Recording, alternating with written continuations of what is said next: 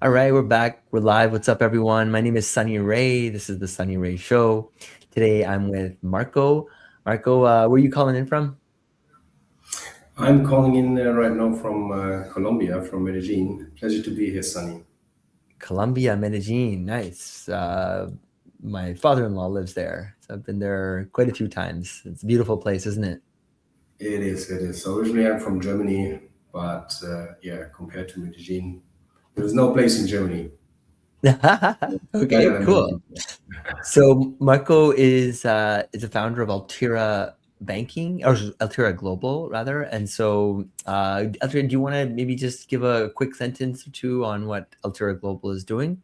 And then yeah, I've got a bunch of other questions prepared more for you, Marco. We can talk about Altira again near the end of the interview. Yes, sure. Yeah, what we are doing is, on a nutshell, advising Web3 companies to guide them through the jungle and to avoid black sheeps in the industry. So, help projects, mainly, I would say, startups, to scale, get investment ready and funded. But in the meantime, we already had some, yeah, Web2 companies, I would say, who wanted to use the advantages of crypto and blockchain, but this is only a small part. Interesting. Well, having spent, I don't know, the better part of almost a decade and a half now in Web3 and crypto, I'm quite excited to learn more about what you're working on. But take me back to before, I guess, any of this. What was Marco like growing up in Germany, and what were you actually obsessed with as a kid? Yeah, I need to say I'm not the used ones from Web3, the younger persons, I would say, because my journey began like when I was studying more than 20 years ago in Germany, business administration. Then I was working in several management positions. At the end, for a recruitment company, a really big one called Hayes. Maybe some of them know that company. So I was working there for the finance sector, and when I was speaking to banks or also to other companies, I saw that the old system is a bit broken and really rigid. And then I deep dived more and more into crypto. And what I can say is that I use both sides. On one hand, I mean, the people from the old industry, when I was telling them about the advantages of blockchain and stuff like this, they just thought I'm stupid. And for the Web3 people, I was more the corporate person because I came out of another sector. And I can say now I combine both of this, and I think that helps, especially to set Altira Global apart from others, because both sectors have their advantages, and I took out both of them. You were lecturing in business at the same time as building a career.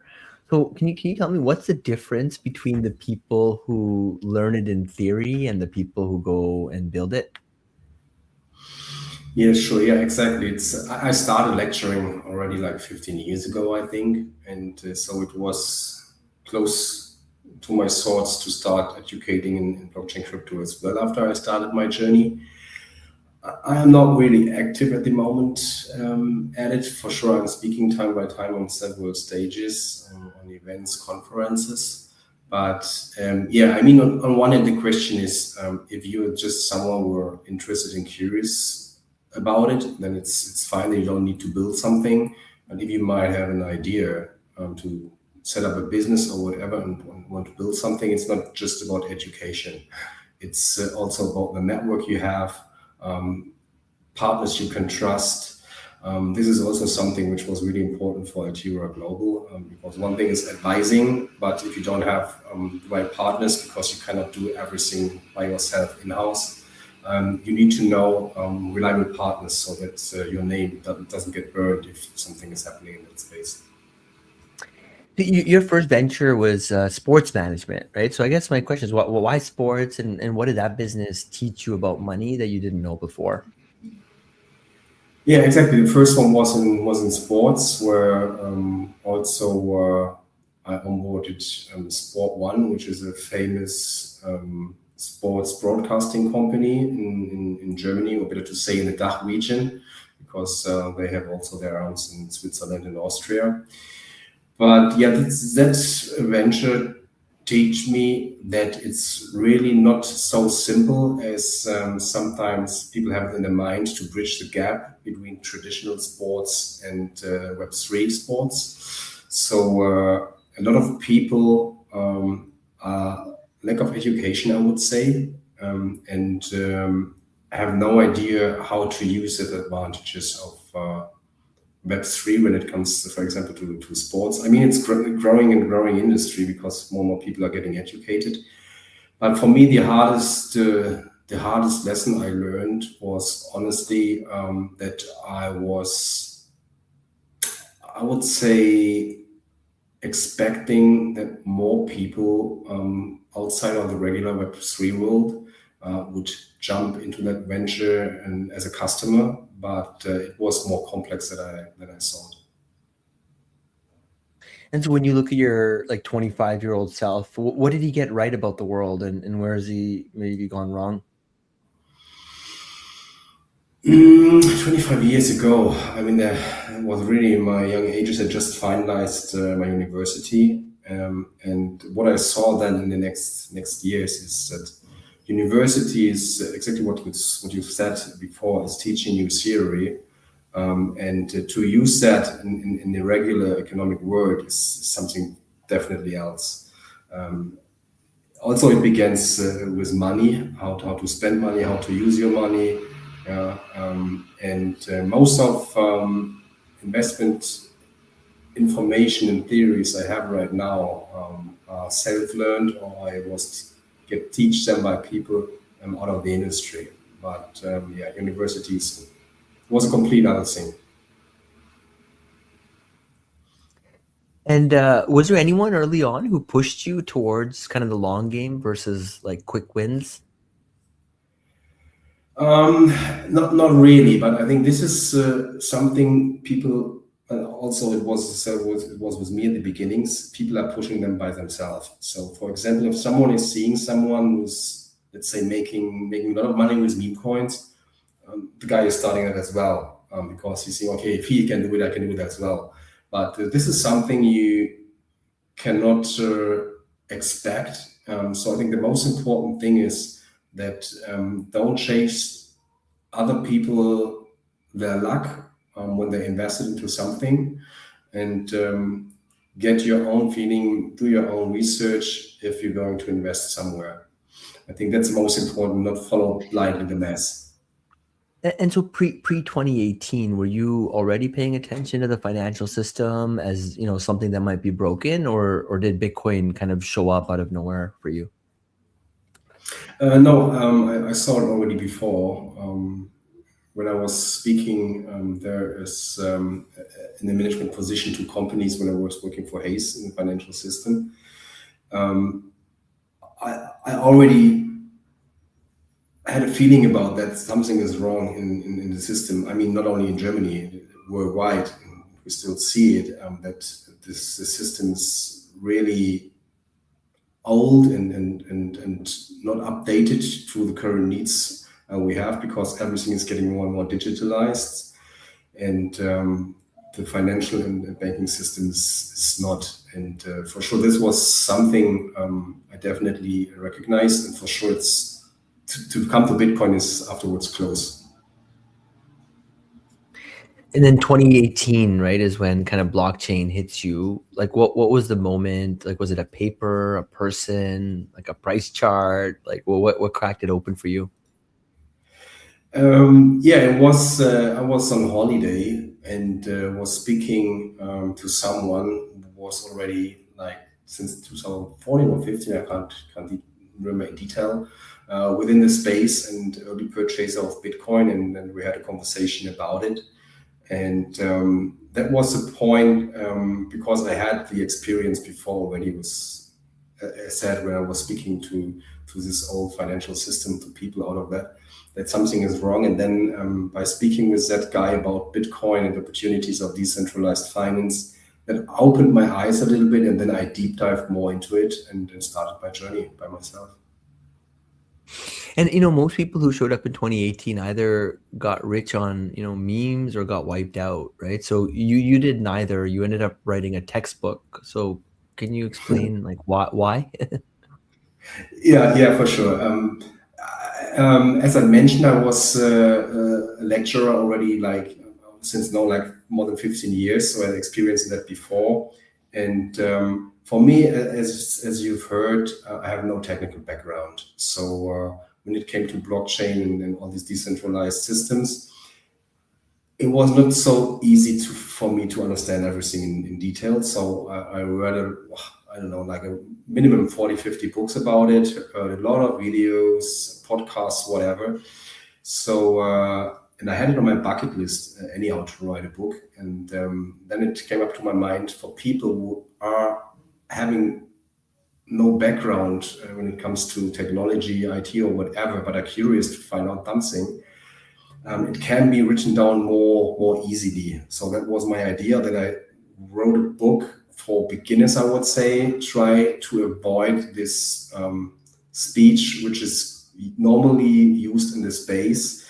Yeah, for me it was just like to make it people more, help people get it more easier to enter the space and understand everything. That was the idea behind it. And your first book ended up in the IHK curriculum in Germany. Like how does a self-published, crypto book make it into a national chamber of commerce program? Like, can you walk me through how that actually happened? Yeah, it was, I need to be honest, due to my former connections, because I was lecturing before already at this IHK, this highest German chamber. And they heard about the book I've written, and they asked me, it's for beginners, right? And I was saying, yeah. And then the question was, hey, we already thought about it to offer courses for beginners in blockchain technology as well. Would that be something you can do also? And that was as well also the starting point for my journey in Web3, because afterwards I was getting to conferences, I was speaking to a lot of people out of the space, and yeah, and one stone hits the next. And then somewhere in there, you stopped kind of like chasing tokens and started telling people what not to buy. When did that switch flip? Sorry, once again. I said you kind of took a different path, right? You stopped chasing tokens and you started telling people what not to buy, essentially, right? So when did that like switch flip for you? Like when did you realize that that was important to do? It was due to my own experience. Must be 2019 when I also invested into some, let's call them hype tokens, where I will not say I lost a lot of money, but I lost money. And then I started to more analyze tokens on the market. What makes tokens successful? What makes tokens not successful? And for me, as I was working as a lecturer, and I published my book at that time, for me it was important to let people know and to avoid the mistakes I did also by myself. Just like I'm on your side, by the way, with this. I think meme coins, personally, I'm not a big fan and never have been. How do you reconcile that with the fact that the richest, most wealthiest man on earth is like the biggest fan ever of Doge? I think it's important not to follow all the ideas rich, wealthy, famous people are saying. And I mean, for sure, that someone might be a fan of them because maybe on one hand he launched an own successful meme coin token, or he bought a meme coin token which went successful. For sure, I can understand them because they have a personal connection to kind of these tokens, and it's kind of emotional. And to speak to them and say, "Well, you can forget meme coins," it's hard to convince them. But the reality is, most of the people are losing money. And every cycle since 2018, you've seen kind of the same pattern, right? What is the pattern in your own words, and why do smart people fall for it every single time? Um, yeah, I mean, there were definitely a few cycles. I think for me, the one, I think it was 2021 when Bitcoin went down to 16,000 US dollars. That was also for me, even if I had the experience, a point where I was also, let's say, asking myself if I'm on the right way. Because I had my Bitcoins and the last ones I bought at that time for around, I think it was like 48K, and then it went down to 16. And for sure, if you don't sell, you have no loss. But in general, if you look on the paper, you see that like from your 100K, only 33 are left. And for sure, that gives people panic. And a lot of people around myself and my network was saying, oh shit, it's getting more down. That's the end of Bitcoin, whatever. And they were selling like at the lowest point before it went up again. And that was a good thing where I learned also that don't react on panic, don't react on the people, just keep by yourself. And I was really, I would not say I had sleepless nights, but I was thinking really often, should I sell, should I not sell? And I didn't. And thanks to God, I didn't. But I think regarding the cycles, the most important thing is just don't follow the others. Even if you see that your money is going down, keep in mind, as long as you don't sell, you don't lose something.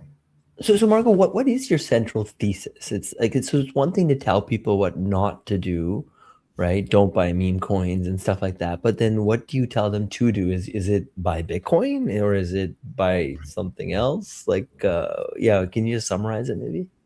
Yeah, for sure. I mean, I can take my own portfolio, but I need to say that the allocation I have into Web3 is definitely higher than people should normally have it. But I think it's normal because I'm out of that space. I have better knowledge.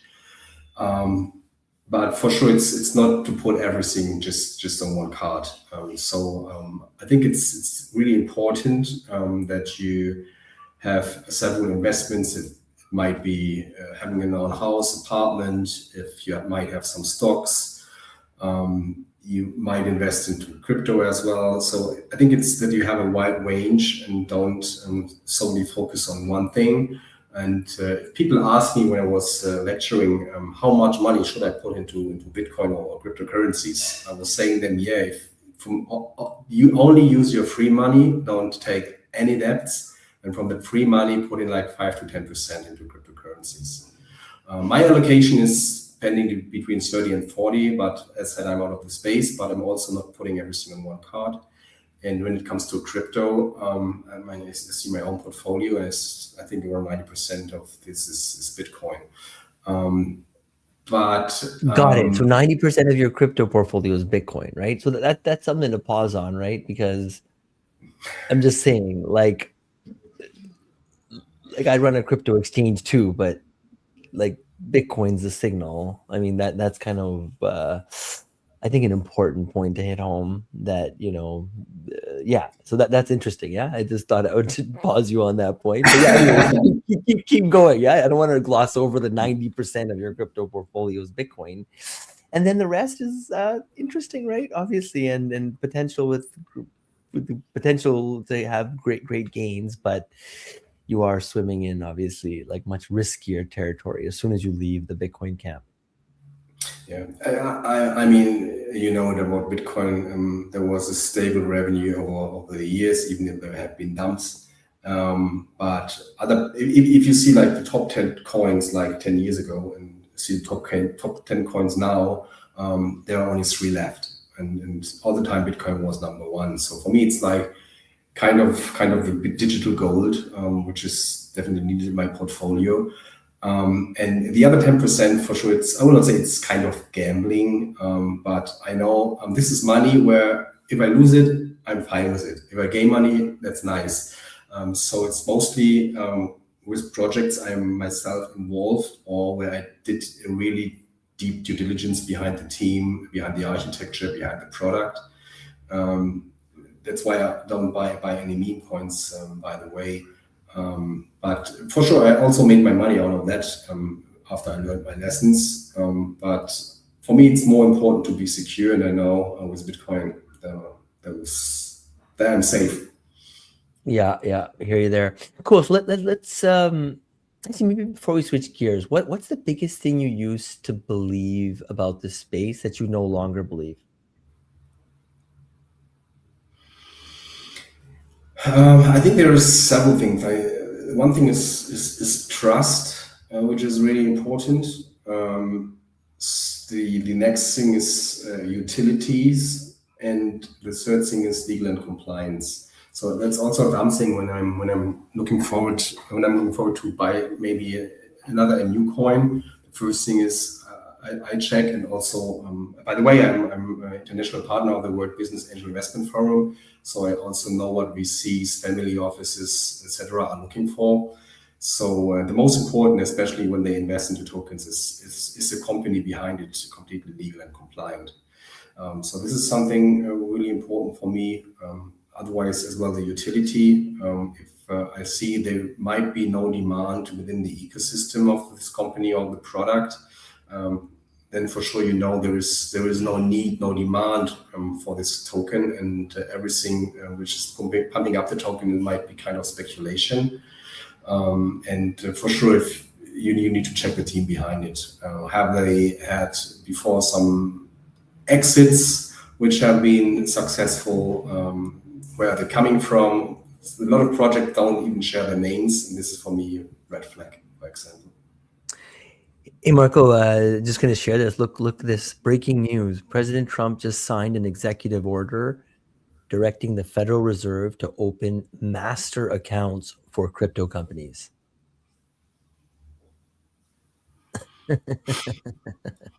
Interesting. Yeah. Like, I mean, not in a million years, I think 10, 12 years ago would anybody have thought that this would be happening, right? Like I still don't think most people understand the gravity of like what's happening in the United States right now, and that ripple effect I think will be felt globally.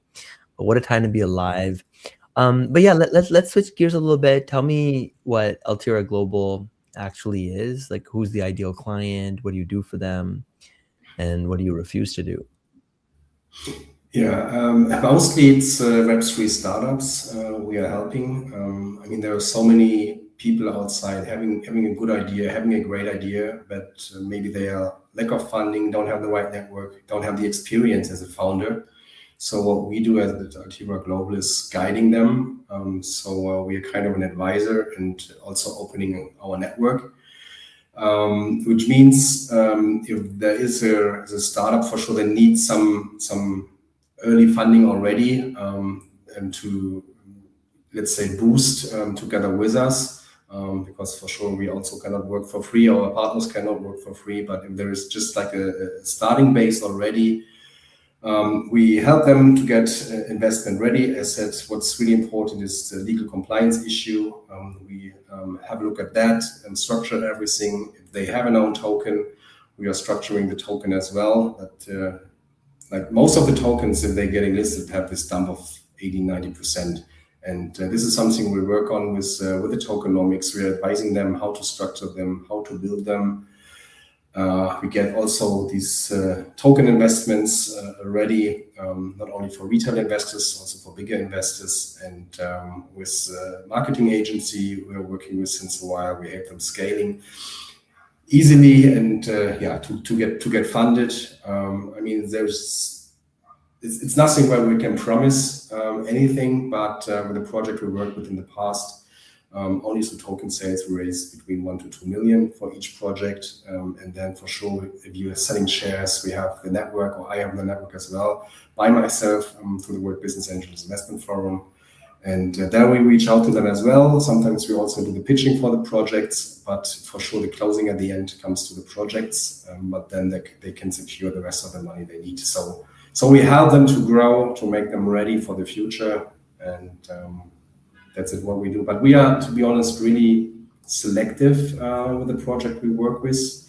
Some of the projects I also gave my face to, and for sure there you have to be more careful, because I build everything up with with my name over years, and you only have to choose one wrong project and you destroy everything.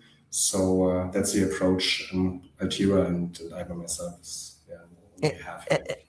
and I was reading about it, you don't just advise, right? So you also invest in your clients. So why that model, and how does it change what you're willing to tell a founder? I mean, I don't do that all the time, but for sure, you're getting more deeply involved into the project, and they listen more to you, and I have more influence on everything. And for sure, I only do that when I am 100% sure that this project will definitely succeed in my eyes. But yeah, most of the time it's just advisory and not more. And then you also bring up compliance and future readiness in every conversation. So, most founders treat compliance as a tax. You treat it as a moat. That definitely resonates, right? Like UnoCoin, that was something that we always took very seriously starting 2013, and has helped us big time. So can you make the case for that? Sure. I mean, I fully understand these founders because legal compliance that doesn't bring in money, it doesn't build the product, but you have to see the other side.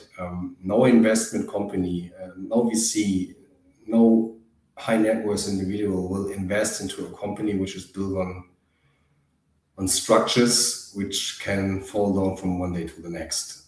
So I also saw a lot of projects. I was not advising them, but I saw it when they built it really on a ground which was not solid when it comes to legal and compliance. And I mean, especially in the US, you don't want to have SEC chasing you because otherwise, afterwards, you can close your project directly. And this is the highest risk that you completely destroy everything if you don't set it up in the right way. And on the other hand, for sure, you don't get the investments in you might expect. And a lot of the VCs, I know that from my network from the World Business and Investment Forum, they just tell them something which is easy to say why they don't want to follow up. But a lot of the times it's because the legal and compliance structure is looking like something where they're afraid to invest in. You know, I don't know what exactly the percentage, but like meme coins, it's like the whole market is kind of like half casino right now. Can you like kind of talk about like what do you actually say to clients who, walk in wanting a dog token launch? I mean, in general, anybody can do what they want to. But when I'm speaking to them, I'm asking them several questions. Yeah, what utility they see behind the token, and where the demand should come from. And I mean, where is the demand coming from? It's just hype. In general, there's nothing more behind it. And sometimes it's not like to shout louder. It's more to try to build a bridge between them and trying them not to tell them what they have to think, but just try to open them their eyes, and then hopefully that they rethink their own behaviors, their own emotions, stuff like this. Yeah, some deep soul searching. One banking is one of your investments and one of your clients. So why one banking specifically? What made it the bet rather than one of the 100 other kind of like neobanks in Europe? Yeah, yeah. On one hand, neobanks or fintech in general was one thing which interests me a lot. As I'm from Germany, working now here from Colombia, my customers are worldwide. So for sure, getting a payment by bank transfer or whatever, uh, well, complicated. So that's why the let's say borderless transactions for me it's definitely the future. And what one banking, for example, is doing, they have a really nice tool with AI integration. So they're kind of the first AI narrative neobank. And beside crypto and regular banking system like IBAN accounts or debit cards, They will also launch maybe end of this year or beginning of next year a tokenized assets platform. So what I hate by myself, for example, I think I have 5, 6 apps where I need to shift money from one side to the next, have some investments in, and that might be one spot where you can have your tokenized assets, even if it's real estate, stocks, or whatever, everything in one app. And this is something I really liked. And they are regulated in Malta, one of the European hubs, and it was something which really convinced me. And yeah, I see huge benefits in that. And the same is with Moviton, another venture where I'm deeply involved, which is in Dubai. They are destroying the global logistics, I would say, which is also outdated. Because I had the same here in Colombia when I needed to send an originally signed paper back to Europe. I needed to go to DHL and I paid like $140 and it took like 1 week to arrive. Just a paper I needed to sign with the original signature. And they are doing it like they are saying they're next Uber for delivery. So for example, people are flying so often here from Medellin to Germany, and they have in the luggage definitely space for like a tiny piece of paper. And they just Oh, take I get this it. paper with them, can earn like $50. So I save around like $90. They earn $50 just while they are traveling. So these are kind of ideas, and also when they have a token, they have a huge utility behind it, and yeah, that's what I'm looking for. That's what's important. So MiCA is now essentially the law of the land in Europe, right? So can you talk about who's going to survive it, who's, quietly already dead and maybe doesn't know it yet? You mean regarding the token side or projects in general? Take your pick. Okay. Um, I mean, I just spoke about the logistics space, and I think when the decentralized opportunity is getting more integrated in several industries, they might disrupt them. I see that in several things for sure. Banking side, for sure, they are fighting. They are trying to stop crypto since years, but in the meantime, they saw and they recognize it's not possible. But from my perspective, I see a shift in the next few years in several ecosystems. Might be asset logistics, might be banking, might be real estate as well. As we know, BlackRock is investing massively into tokenized real estate as well. And this is something which will, from my perspective, definitely touch all kind of industries. It might come to medical care as well. Then you have all your information secured and stored on the blockchain. When I came here to Colombia, for example, know of my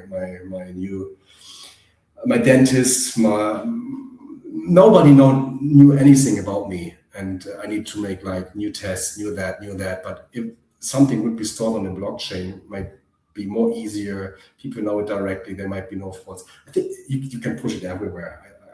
Yeah, yeah, yeah. No, I mean that's another one I've thought a lot about. It's like so weird, right? That you can't even carry your medical data with you everywhere, and it just back at zero as soon as you. Anyways, okay, help me land the plane, Marco. This is fun. 10 years out, right? When this cycle and the next one are done, what do you want Altira's name attached to? We don't want to be the biggest Web3 agency. We just want to be known as the one you can trust. So as I said, when people choose us, that people know they choose on one hand the security of legal and compliance issues. They know with us they get a really good network with trustful partners, and they can be sure that beside that we can bring out a token definitely on the market with everything structured in a huge or in the right way, I would say, and definitely help them also to secure funding and open networks where they might be not able to get them. So this is our future, and if we do it with 100 people, with 10 people at the end, for me the most important thing is that there is nothing outside where people might say, okay, if you give them money, you don't get what they are promising. So that's the most important thing, that we deliver what people are expecting. Awesome. Well, I see we have almost 20 people listening to us live. I appreciate all of you for your time. Marco, maybe just tell people what Altira's website is. Also, if there's a place where you blog or you tweet or something like that, maybe share that as well, and then we'll bring this one to a close. Yes, for sure. Yeah, the company's website is www.altira-global.com. I have a personal one as well, which is marco-kowalewski.com. And the posts mainly are coming through LinkedIn. So anybody can feel free to follow me or to connect with me on LinkedIn as well. Awesome. Well, thank you so much. And yeah, Marco, hang out for just 1 minute. I'm going to bring this stream to an end. Until next time, everybody. Bye-bye.